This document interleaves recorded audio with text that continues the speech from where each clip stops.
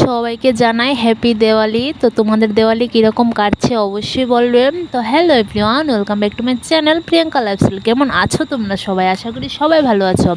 তো দেওয়ালির দিন আমরা সবাই অনেক মজা করেছি, সবাই মিলে রান্না করেছি। আর দেখো, আমি এগুলিতে ধরতে পারবো না, তার জন্য কিন্তু আমি ভিডিওটা করছি। আর আমার বর্দি বলতে আমার ননাস কিন্তু এখানে সব কিছু রেডি করছে, ঠিক আছে। তো এখানে দেখো প্রচুর বাজি আনা হয়েছে, আর ওইদিকে বদ্যি সব কিছু রেডি করছে। আর এদিকে দেখো ও কিভাবে বাজি ফোটায়। আমি ঠিক ছোটোবেলায় এরকমভাবে ফোটাতাম, মানে এতটা হাসি পাবে একবার দেখো। ধরতে হয় না।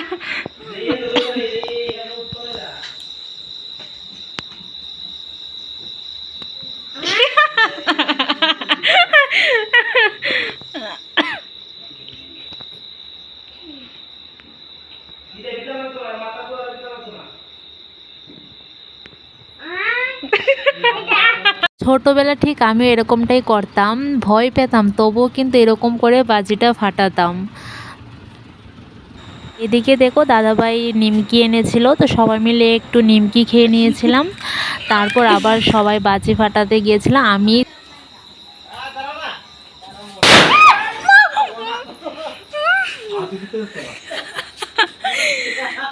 বাজিটা এতটা আওয়াজ হয়েছে, মানে সত্যি কান মান একদম বন্ধ হয়ে গেছে।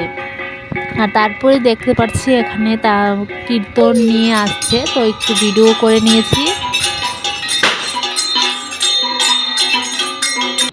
আর এদিকে দেখো আমার বর এখানে মাংসগুলি ধোয়ার জন্য বসে গেছে। এখানে আছে পাঁঠার মাংস, আর এখানে আছে পোলট্রির মাংস, যেটা আমি খাই। পাঁঠার মাংস আমি খাই না, তার জন্য এখানে পোলট্রি এনেছে। তো ওইদিকে ও মাংসগুলি ধুয়ে দিচ্ছে, আর আমি এদিকে সব কিছু রেডি করে দিচ্ছি। আর এটা হচ্ছে আমার ভাগ্নে, যেটা এখন আমাদের আগের ফটো দেখে কি কি বলে একবার শোনো।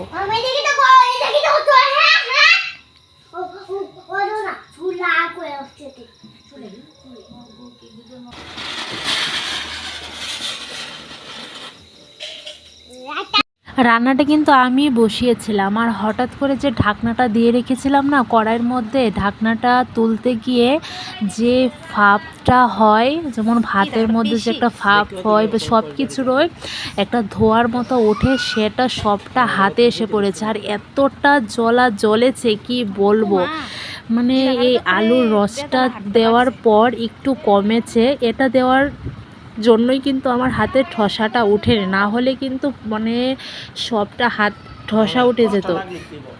আলুর রসটা কিন্তু অনেকটা উপকার আমি পেয়েছি, কারণ এটা দেওয়ার পর যে জলাটা জ্বলেছে, এটা দেওয়ার পর কিন্তু আর একটু জ্বলেনি, আর ঠসাটাই কিন্তু আমার উঠেনি, কিন্তু ফুলেছে, সাথে সাথে ফুলাটা আমার কমে গিয়েছে এই আলুর রসটা দেওয়ার পর।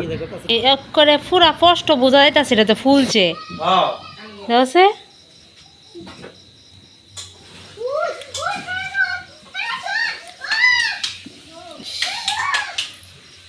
কো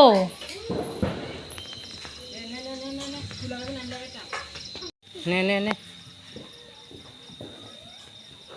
মুমশা দাঁড়া।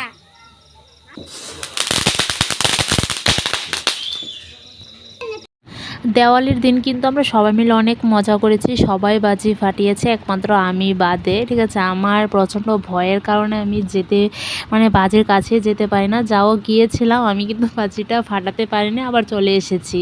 আর এদিকে কিন্তু বদ্যির সব প্রদীপ এখানে ধরিয়ে দিচ্ছে। নিচে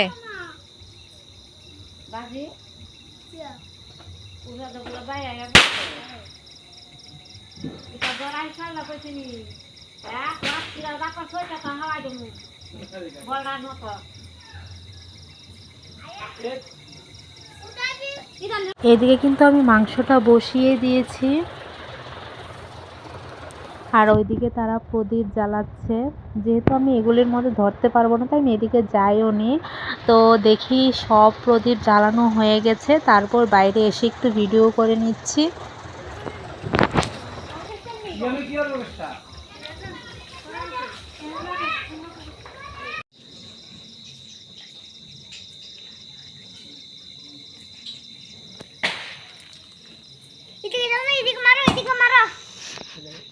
এখানে বদ্যি পাঠা মাংসটা রান্না বসিয়েছে। এই রান্নার মধ্যে আজকে 4 জনের হাত পড়েছে, একজনে কেটে দিয়েছে, একজনে বেটে দিয়েছে। সবাই কিন্তু আমরা একজন একজন করে মাংসগুলো রান্না করেছি, সবাই মিলেমিশেই রান্নাটা করেছি। এখন বদ্যি এখানে রান্না করছে, তারপর বদ্যির ভাই মানে আমার বর এখানে এসে আবার পাঠার মাংসটাকে লাড়ছে। সবাই মিলে কিন্তু রান্না করা বা যাই কিছু করা সবাই মিলে করলে কিন্তু অনেকটা ভালো লাগে। তো তোমাদের দেওয়ালে কীরকম কাটলো অবশ্যই কমেন্টে জানাবে। তো আমার হাত পুড়ে গেছে, তাই কিন্তু আমি বসে